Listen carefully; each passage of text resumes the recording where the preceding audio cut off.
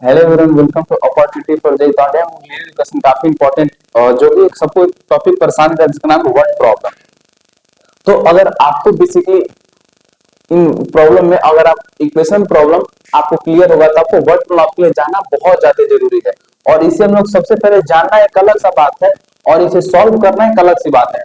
तो जैसा कि आपको हम यहाँ दिखा पा रहे हैं, इसका इक्वेशन का नाम क्या है? इसका नाम ही क्या है?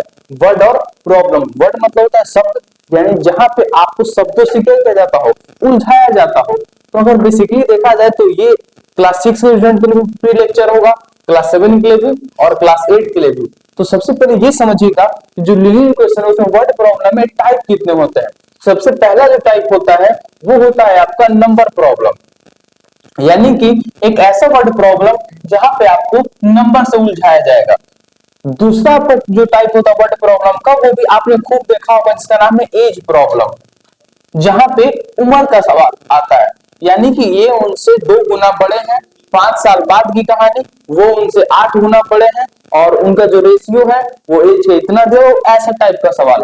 तीसरा सवाल जो आएगा आपका आपका आएगा डिस्टेंस टाइम स्पीड, ये टाइम डिस्टेंस का प्रॉब्लम, जहां पे आपको टाइम और डिस्टेंस में क्या बनाने होंगे, रिलेशन बनाने होंगे। अगर आपको इन परस्पेक्टिव से देखा जाए तो जो थर्ड टाइप का क्वेश्चन है और सेकंड टाइप का क्वेश्चन है, ये काफी वैसे तीनों टाइप इंपॉर्टेंट है और तीनों काफी आसान है, लेकिन मैंने बहुत बार देखा है कि एज प्रॉब्लम और टाइम डिस्टेंस प्रॉब्लम में बड़ा सब लोगों को प्रॉब्लम आता है और ये वर्ड प्रॉब्लम आपकी लाइफ में वैसा प्रॉब्लम करता है।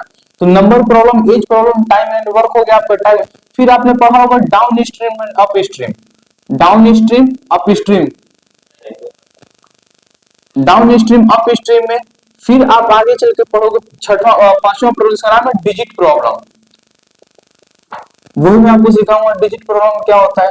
फिर आगे चल के आप छठवां कॉन्सेप्ट पढ़ोगे एरिया प्रॉब्लम। सातवां पढ़िएगा मनी प्रॉब्लम, मनी प्रॉब्लम। और आप आठवां में पढ़िएगा सबसे पहले एक और कॉन्सेप्ट का प्रॉब्लम है जिसका नाम है फ्रैक्शन प्रॉब्लम, फ्रैक्शन प्रॉब्लम। ये कुछ आपके बेसिक टाइप्स के नौ में एक और टाइप दे सकते हैं जिसको वैसे तो अभी आपको पढ़ना नहीं है, जिसका SI प्लस CI प्रॉब्लम। ये आपके कुछ कॉन्सेप्ट के प्रॉब्लम है जो आपको हमेशा लीनियर इक्वेशन पढ़ना है। तो मैं आपको बेसिकली बहुत बेसिक से, यानी कि लगभग क्लास 6 के लेवल से, क्लास 6 के लेवल से, और मैं इन आपको सारे प्रॉब्लम को सॉल्व कराऊंगा। तो आप बेसिकली को रिलेट करके रहिएगा।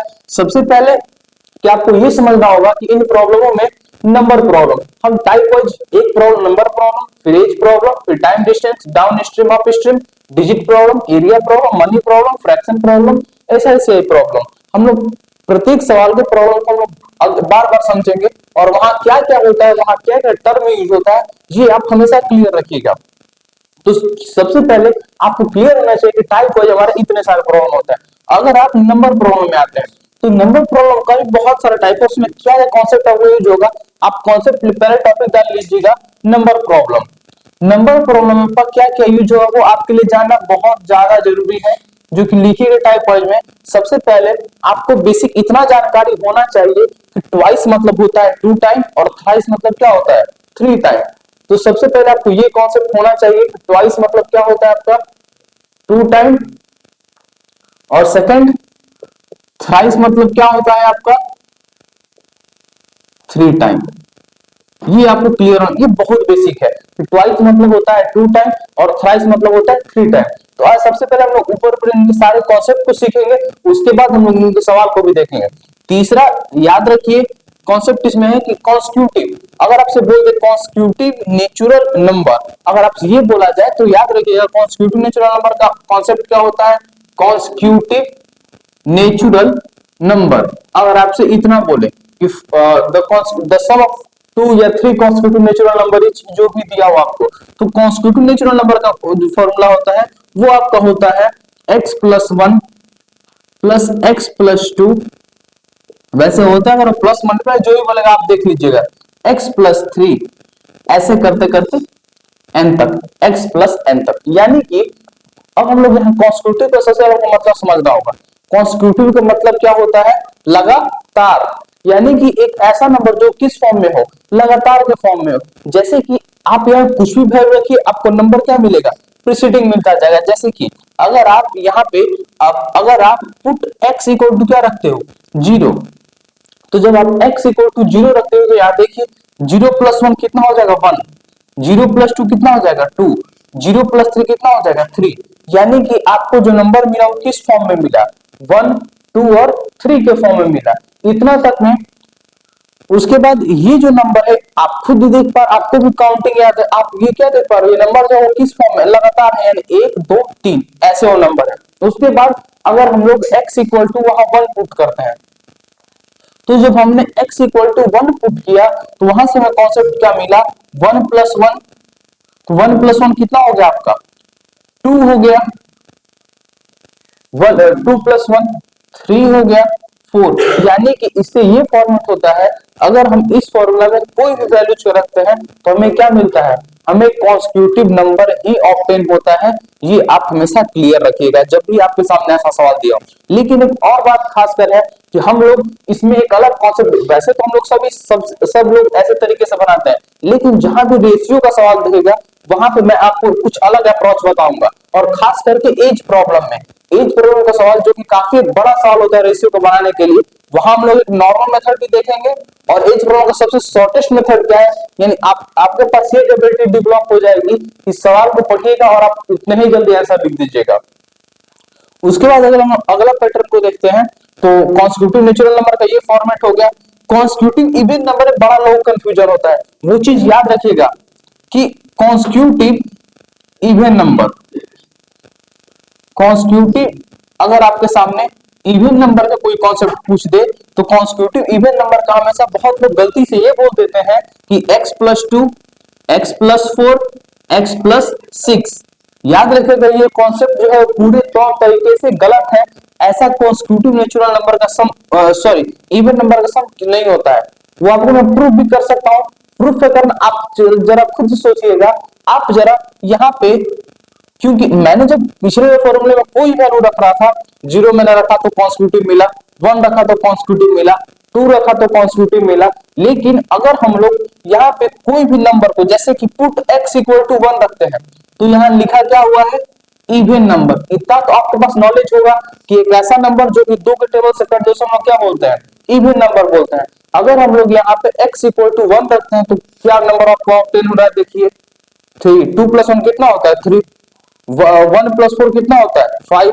और ये कितना होता है? 1 प्लस 6 कितना हो गया? 7। आप गलत नंबर पा गए, यहीं पे आपने गलती कर बैठा। क्योंकि अगर आप इस फॉर्मेट में x plus 2, x plus 4, x plus 6, तो बहुत लोग ये भी बोलते हैं क्यों नहीं आप x इक्वल टू 0 रख दें। अगर आप x इक्वल टू 0 रखते हैं तो क्या मिलेगा आपको?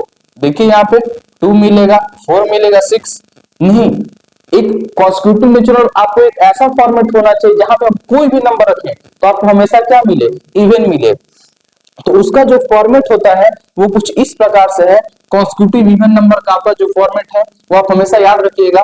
वो फॉर्मेट जो है वो आपका है 2x plus 2, 2x plus 4, 2x plus 6, आगे आप ऐसे कर सकते हैं 2x प्लस 8।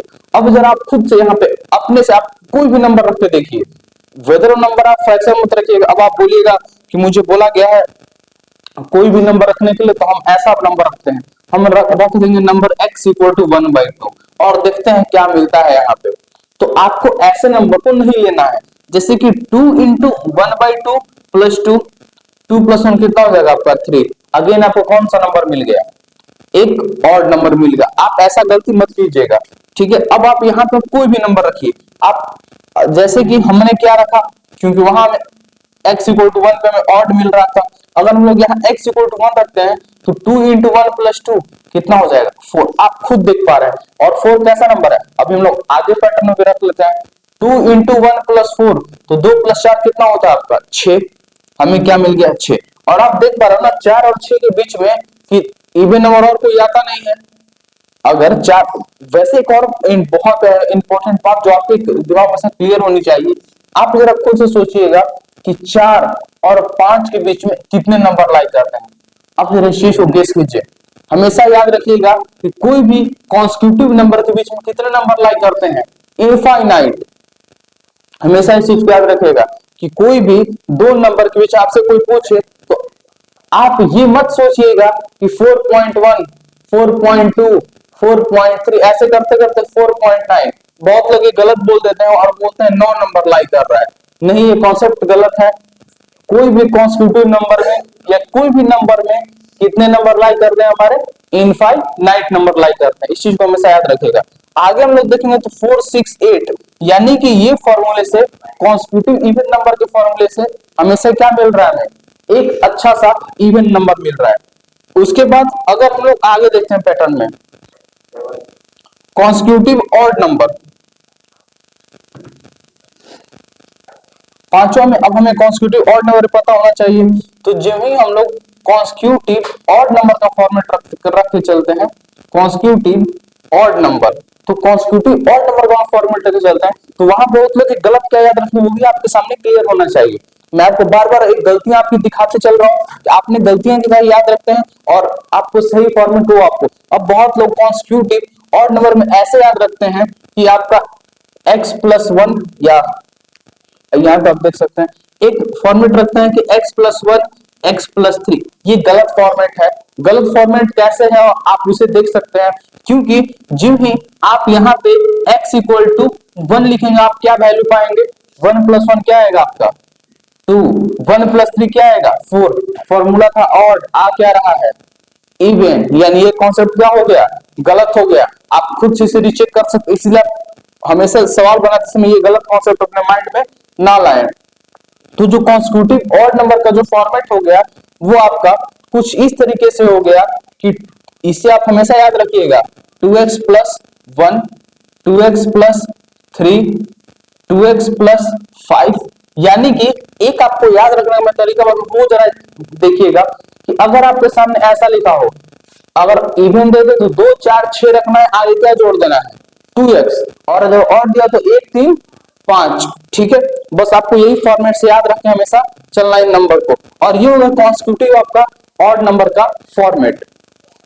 उसके बाद अगर हम लोग आगे देखते हैं तो ये आपने नोट कर लिया होगा, आप साथ साथ में जरूर नोट करते चलें।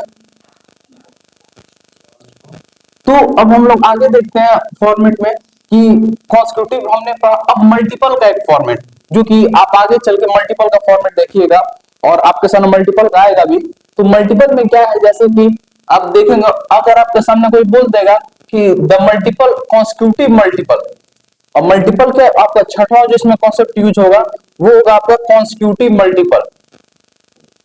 तो कॉन्स्टिट्यूटिव मल्टीपल जब आपके सामने लिखा होगा, कॉन्स्टिट्यूटिव मल्टीपल ऑफ 6 या 7, जो भी लिखा होगा, नंबर पे डिपेंड करता, कुछ भी लिखा हुआ कि आपके सामने लिखा हो सॉरी कॉन्स्टिट्यूटिव मल्टीपल ऑफ 6, तो याद रखिएगा उस फॉर्मेट में कि 6 into x+1, 6 into x+2, 6 into x+3। मैं सबसे पहले इसका आपको मतलब बताता हूँ, कॉन्स्टिट्यूटिव मल्टीपल ऑफ 6 का क्या मतलब है। उसका ये मतलब है कि अगर हम लोग कोई भी वहां पे वैल्यू रखें तो किसके टेबल में आना चाहिए, 6 में आना चाहिए। जरा आप वहां रख के देखिए, अगर आप x=0 रखते हैं, अगर आप पुट करते हैं x=0 पे, तो x=0 पे यानी 6 इंटू 0+1 कितना आएगा आपका 6, 6 इंटू 0+2 कितना आएगा, और 6 इंटू 0+3। अब बहुत लोग यहाँ जल्दबाजी में गलती क्या कर देते हैं, 0, 6 इंटू 0 क्या है 0, 6 इंटू 0 0, 6 इंटू 0 0। आपने तो बोला था कि टेबल में आ गए तो पूरा नंबर 0 ऑप्टेन हो रहा है, तो ये गलत फॉर्मेट आपने बता दिया। ऐसा आप मत सोचिए, ठीक है। तो सबसे पहले आप ऐसा रखिए 0+1 कितना होता है 1, और 6 इंटू 1, 6 इंटू 2 और 6 इंटू 3, 6, 12 और 18। अब आप खुद से देख पाइए किसकी टर्म क्या 6 टर्म में पॉजिटिव नंबर नहीं है। आपने टेबल जब याद किया होगा तो 6 1 जा 6, 6 2 जा 12 और 6 3 जा 18। ठीक है, ये आपके कॉन्स्टिट्यूटिव मल्टीपल याद रखिएगा। और आपके सामने अगर 7 बोलते तो यहाँ 7 लिख देना है, 8 बोलते 8 लिख देना है, 9 बोलते 9 लिख देना है। ये आपका पूरा एक कॉन्सेप्ट है आपका नंबर प्रॉब्लम का। इससे ज्यादा आपको कोई कॉन्सेप्ट नंबर प्रॉब्लम में नहीं पढ़ना है। अप टू 6 टू लेके 8 तक इतने ही सारे आपके कॉन्सेप्ट है। अगर आपको इन सारे कॉन्सेप्ट में आपको क्लैरिटी रहती है तो यकीन मानिए पर नंबर प्रॉब्लम में कहीं भी आपको आगे चल के या कोई भी नंबर प्रॉब्लम का कैसा भी सवाल हो, हम आपको सवाल भी नंबर प्रॉब्लम का अभी दिखा देते हैं जो कि आपका आरएस में अवेलेबल है। उसमें आपको एक भी सवाल में प्रॉब्लम नहीं होगा। तो आइए हम लोग कुछ नंबर प्रॉब्लम का सवाल को करते हैं। तो आते हैं हम लोग कुछ क्लास 7 के वर्ड प्रॉब्लम करते हैं। बहुत बेसिक वर्ड प्रॉब्लम है, जैसे कि आपका आरएस के बुक में दिया हुआ है कुछ क्वेश्चन। जैसे कि सबसे फर्स्ट क्वेश्चन है कि twice a number when decrease by 7। पहला क्वेश्चन है नंबर प्रॉब्लम का कि twice a number when decrease by 7, when decrease by 7 give 45, find the number. तो आप पहला सवाल अप्रोच कीजिए कि twice a number when decrease by 7 give 45 then find the number. तो मैंने आपको बोला था कि आप पढ़ रहे वर्ड प्रॉब्लम, यहाँ पे सवाल हार्ड नहीं होगा, इक्वेशन कोई भी आपको हार्ड नहीं दिया जाएगा। आपको कहाँ उलझाया जाएगा, आपको वर्डों में उलझाया जाएगा। और जो लोग अपना इंग्लिश को अपना वर्ड को क्रिस्टल क्लियर रखेंगे, यकीन मानिए वर्ड प्रॉब्लम कोई भी दिक्कत नहीं होगा। तो सबसे पहले देखिए सवाल क्या लिखा हुआ है। आप सवाल को ध्यान से एकदम पढ़िए। Twice a number when decrease by 7, यहीं तक पढ़ के सवाल को आप कीजिए। गिव्स 45, यानी किसी नंबर का दो गुना। ट्वाइस मतलब क्या होता है? Two time. मैंने आपको पहले कॉन्सेप्ट में सिखा दिया था। ट्वाइस मतलब देखिए वो यूज भी आ रहा है, इसलिए मैंने नंबर प्रॉब्लम में सबसे पहले लिखवाया कि अगर किसी ट्वाइस और थ्राइस दिया हुआ है तो आप याद रखिए ट्वाइस मतलब कितना, 2 टाइम, और थ्राइस मतलब कितना, 3 टाइम। तो यहाँ लिखा हुआ है कि twice a number when decrease by 7। तो हम सबसे पहले हमें नंबर के बारे में कोई जानकारी नहीं है, तो यहाँ पे कॉमन सिनेरियो मानिएगा। सॉल्यूशन में जरूर आपके साथ होगा ये। सॉल्यूशन में सबसे पहले क्या मानना होगा, let the required number be, let the required number be x, यानी कि जो भी नंबर होगा उसको हम लोग क्या मान लेते हैं, एक्स।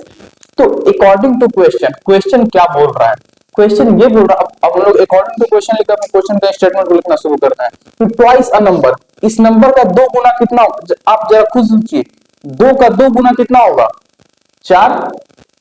दो ट्वाइस मतलब क्या होता है, दो गुना, यानी दो का 4। अच्छा, 3 का दो गुना कितना आएगा, 3 का दो गुना 6, 4 का दो गुना 8। अब आप समझ पा रहे हैं ना। तो आप ये बताइए x का दो गुना कितना होगा, 2x। कोई दिक्कत लिखने में यहाँ तक? अच्छा, वो बोला है सवाल में कि twice a number when decrease, याद। अच्छा, आप बचपन के कॉन्सेप्ट में इंक्रीज के लिए आप किसका सिंबल देते हो, प्लस, तो डिक्रीज के लिए माइनस, यानी 2x माइनस क्या हो जाएगा आपका 7, यानी कि वो कितना दे रहा है, लिखा हुआ गिव्स कितना 45, यहां हम लोग कितना लिख देंगे 45। उसके बाद आपको बेसिक यहां तक कोई दिक्कत नहीं होगा, उसमें आपको पता होगा ये कि माइनस हो जाएगा, क्या हो जाएगा प्लस, यानी कि 2x इक्वल टू कितना हो जाएगा 45 और प्लस 7, यानी कि कितना हो जाएगा आपका 52। 2x इक्वल टू, यानी x इक्वल टू कितना हो जाएगा 52/2, आपका 26। ये आपका जो रिक्वायर्ड होगा यही नंबर होगा। तो ऐसे आपको वर्ड प्रॉब्लम को हमेशा अप्रोच करना। अब देखिए आपके सामने सेकंड क्वेश्चन है, वो है कि लिखिए क्वेश्चन कि थ्राइस अ नंबर। अब सवाल सेम है, अब आपको वर्डिंग में उलझाएगा हमेशा। और क्वेश्चन आप लोग लिखिए कि थ्राइस अ नंबर, ट्वाइस या फिर thrice a number, thrice a number when decrease bye, sorry यहाँ क्या टर्म आ गया, यहाँ टर्म आ गया इंक्रीज, यहाँ टर्म आपका आ गया इंक्रीज, और बाई 5 दिया हुआ है, और ये इस बार क्या दे रहा है, ये आपका 44 दे रहा है। तो आप एक बार जरूर इस क्वेश्चन को, मुझे पता आप लोग आराम से अगर इस क्वेश्चन को ध्यान से पढ़ेंगे तो ये क्वेश्चन जो है वो आपका सेम वर्ड की तरह है, आप इसे आराम से अप्रोच कर पाइएगा। जरा सोचिए, इसका आंसर गेस कीजिए और इसका सोल्यूशन को आप गेस कीजिए। आंसर अगर ठीक है, बहुत अच्छा आंसर, चलिए सही है। तो सबसे पहले थ्राइस मतलब क्या होता है, 3 टाइम। बेटा पॉज कर दो। सवाल में दिया हुआ था कि thrice a number when decrease bye 5, sorry यहाँ क्या सिंबल था आपका इंक्रीज का, तो किसी नंबर का 3 गुना, वहां क्या था आपका 2 टाइम। थ्राइस मतलब क्या होता है आपका 3 टाइम्स। सेम सवाल है तो हाँ हम लोग क्या लिख देंगे 3x, और इंक्रीज मतलब क्या होता है प्लस, वो कितना दे रहा है आपका 44, तो 3x इक्वल टू कितना हो जाएगा 44 माइनस 5 कितना हो जाएगा आपका 39, 3x इक्वल टू, और ये मल्टीप्लाई में है, x इक्वल टू कितना हो जाएगा 39/3, x इक्वल टू कितना हो जाएगा आपका 13। ये आपका सॉल्यूशन रहा। अब आइए हम लोग क्वेश्चन नंबर थर्ड देखते हैं 7b का। ये आपको प्रत्येक सवाल है जो कि आपको क्रिस्टल क्लियर कर, और ये सब क्वेश्चन आपके शुरुआत वाले जो है वो नंबर प्रॉब्लम के हैं, तो आप नंबर के सब जब क्वेश्चन कर लीजिएगा तो आपके दिमाग में जो कॉन्सेप्ट है वो काफी अच्छे से एकदम क्लियर हो जाएंगे। अब जैसे कि आपका थर्ड क्वेश्चन नंबर उसमें लिखा हुआ है 4 added to twice a number is 26/5, find the number. तो आपको नंबर क्या होगा वो आपको बताना है कि कोई भी नंबर में, पहले आप सवाल को ध्यान से पढ़िए, को बोला है सवाल में कि 4 एडेड टू ट्वाइस नंबर, यानी कि 4 जो किसी नंबर का 2 गुना में ऐड किया जा रहा है, मिल क्या रहा है 26/5, तो आप बताइए नंबर क्या होगा। आप सोचिए इस सवाल को।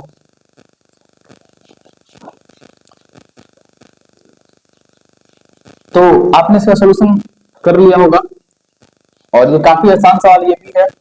तो सबसे पहले हमें ये देखना होगा कि 4 added to twice a number, तो 4 added to twice a number हम सबसे पहले क्या एज्यूम कर लेंगे, लेट द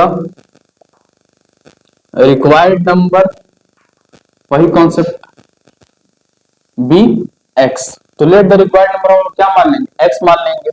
तो 4, और वो क्या बोला है 4 एडेड टू ट्वाइस, ट्वाइस मतलब क्या होता है आपका 2 गुना, यानी कि 2x प्लस 4 इक्वल कितना हो जाएगा आपका 26/5। आराम से यहाँ के बाद फिर इक्वेशन प्रॉब्लम है, आपको इक्वेशन आता ही है, प्लस उधर ले जाकर हम लोग क्या कर देंगे माइनस 26/5 माइनस 4, 26 माइनस 20, 2x, यानी 2x इक्वल कितना हो जाएगा आपका 6/5, यानी x इक्वल कितना हो जाएगा आपका 3/5, ये 3 बार में करता है, यानी आंसर जो होगा वो आपका कितना आ जाएगा 3/5। अगला है कुछ और टाइप के सवाल जो कि आपको इसी के बेस पे है, नंबर प्रॉब्लम पे। आप ये सब बेसिक सवाल को आप कर लीजिएगा। जैसे कि एक और अगला सवाल आपको देते हैं बनाने के लिए, आप जरा सोचिएगा सवाल को, कुछ आपके ये बुक में पड़े हुए सवाल आप इन्हें देख के बना सकते हैं। आगे कॉन्सेप्ट में क्वेश्चन है कि a number when added to its half, a number when added to its half give 22, find the number, find the number। ये भी सवाल आपके बहुत आसान पैटर्न के हैं। आपको ये सोचना है कि वो सवाल में क्या बोला है कि a number when added to its half, यानी एक नंबर में उसका हाफ जोड़ा जा रहा है, यानी कुछ ऐसे समझिए, ये क्या है 2, इसका हाफ क्या होगा, इसका हाफ, हाफ मतलब क्या होगा 1/2, यानी डिवाइड कर देंगे। हाफ मतलब क्या होता है आधा, हाफ मतलब आपने पढ़ा होगा ना एक चीज का आधा, तो 2 का आधा क्या होगा, जैसे आपने पढ़ा होगा 4, 4 का आधा क्या होता है, मतलब 2 से डिवाइड करना, आंसर क्या मिलता है 2 2 जा 4। उसी प्रकार से हम यहाँ ये कॉन्सेप्ट से चलेंगे, हमें तो नंबर के बारे में कोई जानकारी नहीं है, वो बोला है सवाल में एक नंबर का, उन्होंने क्या बोला है सबसे पहले ये पैटर्न देखो, उन्होंने बोला a number when added to its half, यानी कि एक नंबर है तो सबसे पहले हम लिख देंगे अकॉर्डिंग टू क्वेश्चन, तो x प्लस x अपॉन में 2, और वो मिल के आपको कितना ऑब्टेन हो रहा है 22, वो क्या मिल रहा है आपको 22। बेसिकली आप यहाँ क्या सोच सकते हैं, यहाँ पे आप एलसीएम ले सकते हैं, तो यहाँ 2 हो जाएगा, यहाँ पे 2x हो जाएगा, और यहाँ पे 2x होने के साथ प्लस x हो जाएगा, इक्वल टू आपका हो जाएगा 22, तो 2x प्लस x कितना हो जाएगा आपका 2x plus x 3x upon 2 equal to 22। यहाँ के बाद मैंने बहुत एक गलत अप्रोच लगा था, सब लोगों को देखा है या बहुत आप भी देख पाओगे चीज को कि अपने अगल बगल के स्टूडेंट को लगाते हुए अप्रोच की 3x इक्वल टू वो लिखते हैं 22 इंटू 2, फिर 2 2 जा 4, 7 2 जा 14, और फिर वो लिखते हैं 3x इक्वल टू 14, यानी x इक्वल टू 3, 3 4 जा 12 और 3 48। वो ऐसे लगाते हैं। आप फिर ऐसे भी सोचिए, यहाँ से आप ऐसे भी कर सकते हैं 3 2 22 कितना बार में आपका 3 2 जा 6 और 3 4 जा 12 और x इक्वल टू कितना आ गया आपका 48। आप हमेशा ऐसे सिंप्लीफिकेशन में भरोसा करें और ये आपको चीज बहुत जल्दी आंसर ला के दे देगा। आप खुद देख पा रहे हो, हमने लगभग 4 सवाल तक इसमें डिस्कस किया, जो कि एक भी सवाल अपने से अप लेवल का नहीं रहा और काफी सब आसान लेवल के सवाल हैं। आगे है कि आगे इसी पे सवाल है, अब वो कॉन्स्टिट्यूटिव लगातार सवाल आपको कराया जा रहा है, आप उन क्वेश्चन को देख सकते हैं। अब हम थोड़ा सा आगे नेक्स्ट क्वेश्चन बढ़ते हैं। आप नेक्स्ट क्वेश्चन में अब कुछ जो क्वेश्चन है वो आपके कॉन्स्टिट्यूटिव टर्म के हैं, तो इसलिए मैंने सबसे पहले आपको कॉन्स्टिट्यूटिव लिखवा दिया था। अब आपका सवाल दिया हुआ है, क्वेश्चन नंबर जो 12 है वो इस फॉर्म में है कि find two constitutive natural number, find two constitutive natural number